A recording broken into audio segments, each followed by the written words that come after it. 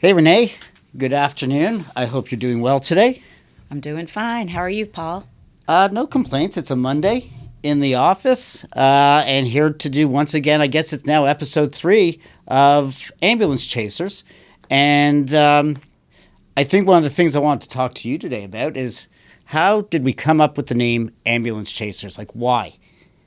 Yeah, I think it's a little bit controversial, ambulance chasers, and the reason why we selected it after much discussion was really about breaking the myth that all personal injury lawyers are ambulance chasers and somehow not like real lawyers per se, and somehow less than other lawyers. Let me ask you a question. You don't sound like you're from around these parts, are you? No. All right. No. Where are you from originally? Well, originally born in Albany, New York, but I moved to Nashville, Tennessee when I was 5 years old. Yeah, I was going to say that doesn't sound like an Albany accent. No. So how old were you when you came to Canada? I was 30 years old when I came to Canada. Okay, so you spent, a good portion of your adult life there, and you must have seen over the years the ambulance chasing type ads where you were living, whether it was on TV or billboards. There was a lot of personal injury lawyer advertising, and it was the butt of many jokes. I'll put it that way. They were so cheesy, and we see them today. I mean, we get them from Buffalo. That we see them on TV, but Nashville had them left, right, and center. As you were growing up and seeing these ads, you became a nurse. Yes. Did you think ever that these lawyers, these ambulance chasers, that they're just trying to profit off people who've had the worst thing happen to them? Did you see it that way at any time? I sort of saw the flip side of lawyers, personal injury lawyers, when I worked as a case manager. And what I did, still using my nursing background, I used those skills to help coordinating the care of my patients/clients who had been injured in serious workers' compensation incidents or accidents, or who have clients who had suffered traumatic brain injuries and spinal cord injuries. So these were major cases that I was dealing with. So as a nurse, I mean, you're being paid by the insurer. Yes. And, being plaintiff's lawyers, we have certain views of insurers. Did you have a conflict, or did you ever feel conflicted that person who's injured, that's who I have to be responsible to, even though they're being hired by an insurance company? There's absolutely a conflict that you can't get away from. I mean, that's just the truth. I always tried to help my clients as best I could. But, for example, in a workers' comp situation, back then, this is like 35 years ago, back then, if the individual had reached what the magic term was, maximum medical recovery. That's it. I can't even remember. Maximum medical recovery. Then their benefits stopped. Right. Okay. So I had to walk this fine line between when do I pull the trigger, ask that question of the doctor, because the doctor wouldn't necessarily know that meant that there was a discontinuation of benefits. And then did you have this push and pull with the plaintiff's lawyer? Because obviously that lawyer is trying to maximize dollars for his or her client, and you still had a responsibility to the insurer. Well, the one thing is that the plaintiff's lawyer, the injured party's lawyer, they had to give authorization. They had to approve my involvement in their client's case. Right. Okay, and so from that perspective, sometimes there could be confrontation or issues that crop up. But I was fortunate in that respect that most of the time they just gave approval. Like they understood there was more benefit to be gained. And it wasn't like I did anything to really undermine my client's recovery. That was the opposite of what I was doing. I was doing everything I could to enhance their recovery. I wanted them to get well, and I wanted them to have access to the right treatment. It was just that one thing. If I pulled the trigger on have they reached maximum medical recovery, that then their benefits would stop, and that was something that I struggled with.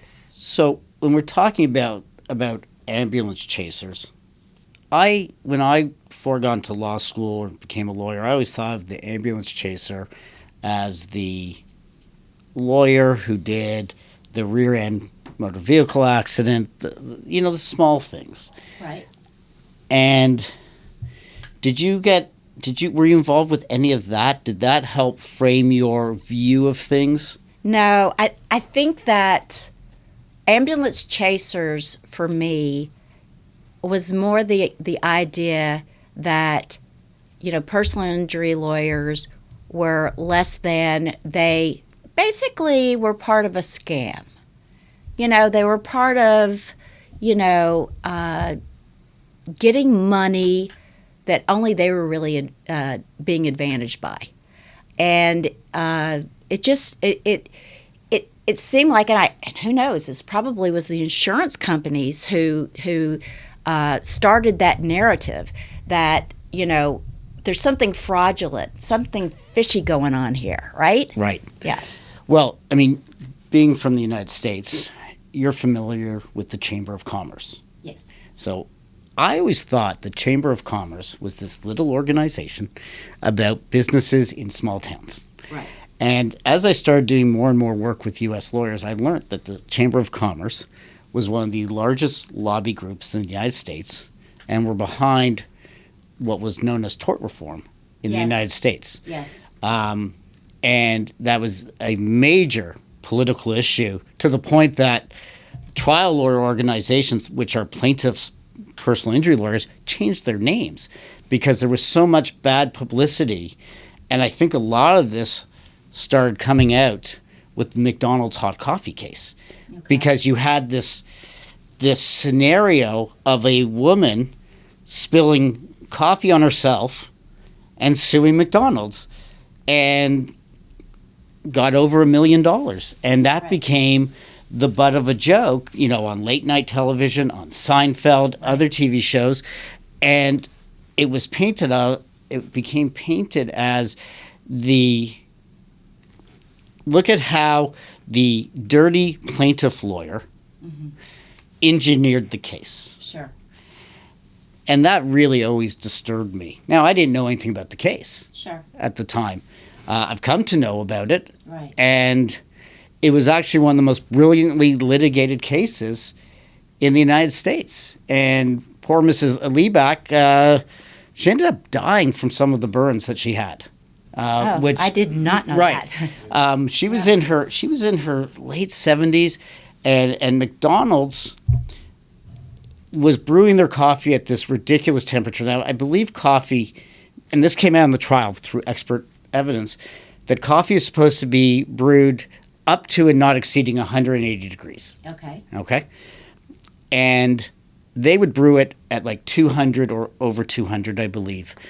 And there were a couple reasons that came out during trial. Number one, the hotter the water, you get more coffee out of the beans, so you don't have to change them as often. Okay. That's number one. Number two, back then, I don't know if they still do it, McDonald's had a bottomless cup of coffee.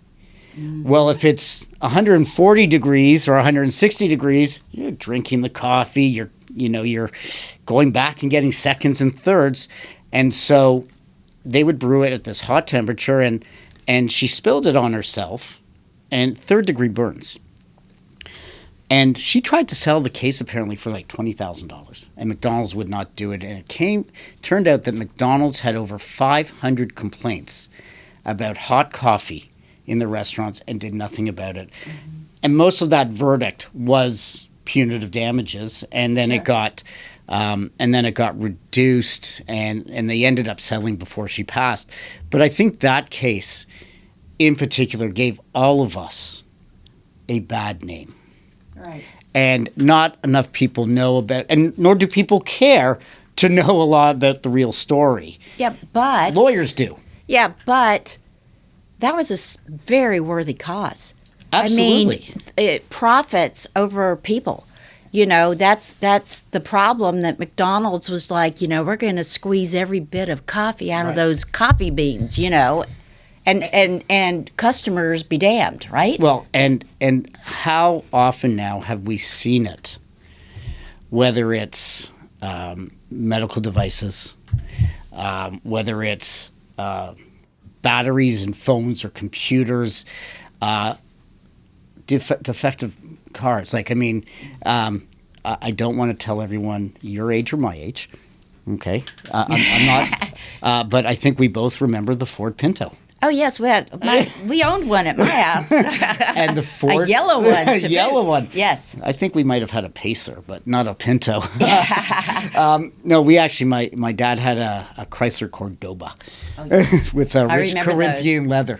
Yes, with the little opera window. Yes. And Ricardo Montalban was the spokesperson for the Chrysler Cordoba. But you know, the Ford Pinto case, and there was a movie made out of it called, I believe it's called a class action or a civil action, and you know, basically, you know, they put the gas tank in a place in the back of the car, and they knew it was placed there and was dangerous, that on rear end collisions these cars could explode. Yep. And there were documents in the file that said it is cheaper to kill them than to burn them.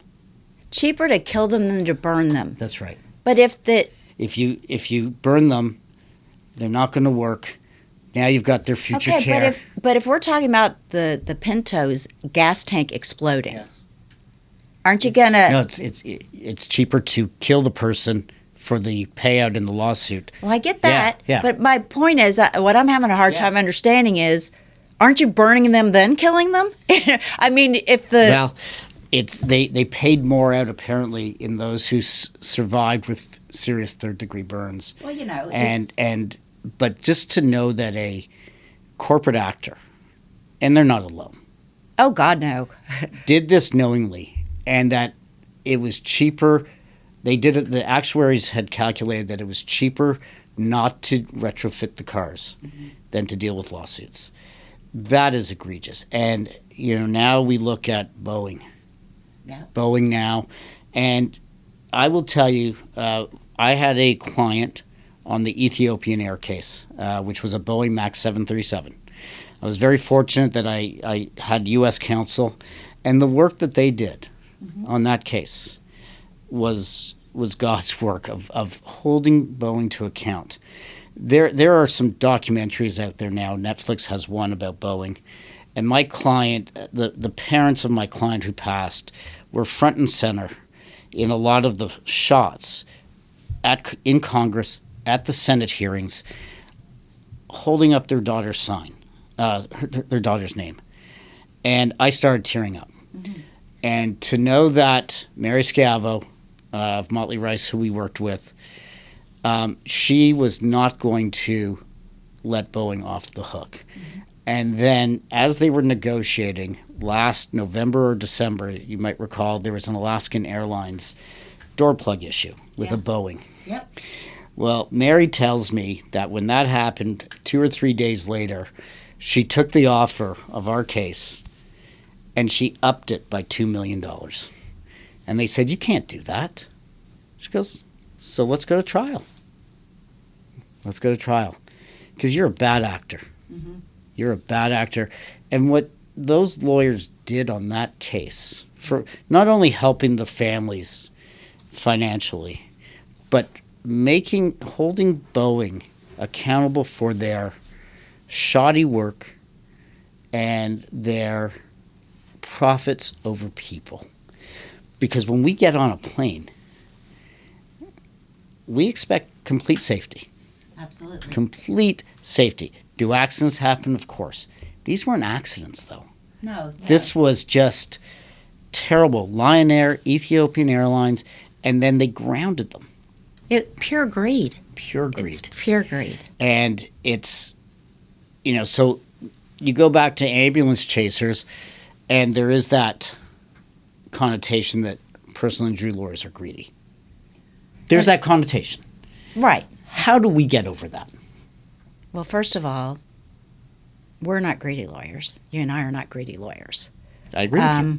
I got into nursing to help people who were suffering. I'll put it that way. It could be a medical condition, it could be an accident, but to help people who are suffering. And the next, in my view, when I became a lawyer, the next step in that goal of mine was to become a lawyer who actually represented these individuals who, most of the time, through absolutely no fault of their own, are, injured, seriously injured in accidents or negligence, medical devices, whatever the case may be. There's a lot of different types of negligence. And they need someone who's going to walk beside them and help them through that legal process so that their rights can be secured. It's not that different from the nursing experience, actually, because as a nurse, I learned in nursing school that my job was to be empathetic, to be of help to my clients. But if I became sympathetic and emotionally involved in what they were going through, then my helpfulness was undermined. Right. Because you can't assume, you can't take on somebody else in our profession. And the same, nurses, the same as lawyers who work in this field of personal injury. You cannot emotionally take on or assume that role of grieving for your clients because you've lost your effectiveness. And that's really, really important. That doesn't mean I'm a cold-hearted ambulance chaser. Right. That means that my job is to compartmentalize and make sure that I am supporting my client. It's their experience. You had that experience as a nurse, which prepared you for this. Have you found with young lawyers that they struggle with that in their early years? I mean, at this firm, at Howie Sachs, when I came over here, I was shocked at the number of what we call catastrophic cases. Sure. And it is hard when you're young and you're bright-eyed and you think you can change everything and help everyone, whatever. Right. Have you found that our young lawyers do need some help dealing with that issue? Well, it's really interesting that you raise this. Sometimes, even if they start on the plaintiff side of this type of litigation, it's so much easier for a lawyer to scrutinize and tear down a case than it is to empathize and build up a case. And the reason why I say that is because when I started out, I actually started out with defense work. What? I know. Defense work. You had a black hat on? Yes, I did. And so, it didn't take me long. I didn't stay on that side of the table for long, but it didn't take me long to kind of get this skepticism of, come on, that kind of attitude. And then when I came to the plaintiff side, I really had to suspend that skepticism. Right. I really had to say, okay, what's really going on here? Be open to should I be skeptical or how do I be empathetic? What's really going on here?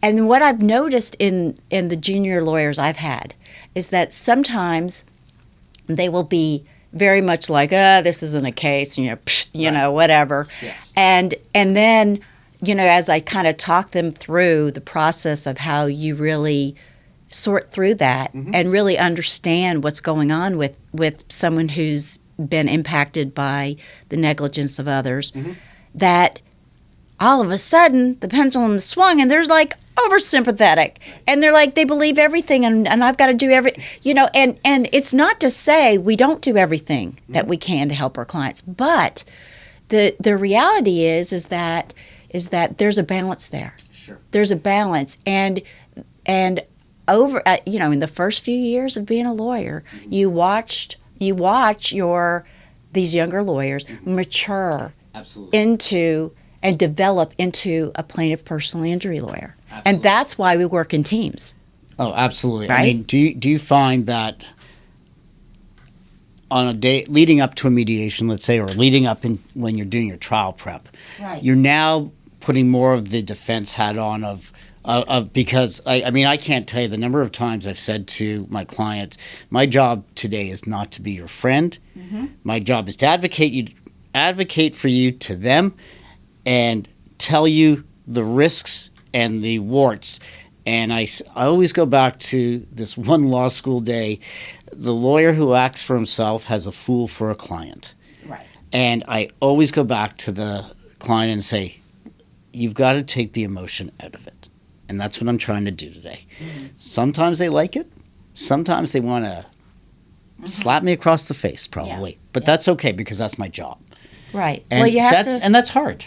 and you have to prepare them for the hell that's coming their way when they're being cross-examined. Yes. And on the stand, and that's not child's play. It is not, and we always get to a mediation during the openings if you're still doing openings. Yeah. We'll go into our room and I'll say, and they'll be very upset. I'll say, what are you upset about? And they say, I can't believe this person said this about me. I said, you think this was bad? This was nothing. Right. This was nothing. And then you start getting some eyes to be opened up and and hopefully they start listening to you during that day. I want to ask you one more question that sort of goes back to the name ambulance chasers. Listen, we've all done smaller cases, the rear end, trip and fall. And I remember one lawyer saying to me, a defense lawyer, and she said to me something to the effect of, Paul, you're better than this. You work on so much bigger cases, like seriously. And I said to her, as of right now, this is the most important case in my file cabinet. Right. I said to her, a small case, which this was, I admitted it was a small case, Sure. doesn't mean it's not worth some money. It means it's worth a smaller amount of money, where I think young defense lawyers think these sore neck, chronic pain are worthless. They've been, and how do we convince people that a small case doesn't mean it's worthless? It's just worth a lesser amount of money, because to that person who has the chronic pain or the neck, the headaches, whatever, it is ruining their lives. Well, it is. It is. But how do we get people to understand that? Well, I think when you apply it, for example, not only to their life, but if you say, you and I are lawyers, imagine if you had chronic neck pain, and as a result of that, you had chronic headaches too, and you're leaning over your computer every day, reading all of this, thick files of medical records and things like We're that. We're supposed to read those? Yeah. Okay. And so make a note to self. Yeah, exactly. So, and then just even bending your head down, that becomes a big deal. Right. And the younger ones, they don't have the aches and pains that us older folks have, right? And that's so true. Yeah, it's true. I mean, empathy goes a long way, but it needs to be reciprocated on the other side, and sometimes you're just not going to get a lawyer or even the adjuster to be sympathetic, or empathetic is really what I mean. Before I joined Howie Sachs, I worked at a firm with an amazing defense lawyer by the name of Peter Bokel. Yep. And Peter was a great mentor. And Peter worked on some serious cases over the years. And he once said to me, and it has always stayed with me, my job is not to get that person zero. My job is to get them a reasonable and the right amount of money for both sides. Right. And I wish there were more defense counsel out there, especially younger ones, that realized that they have a job to do. It's to get the person the right amount of money. It's not to get them zero.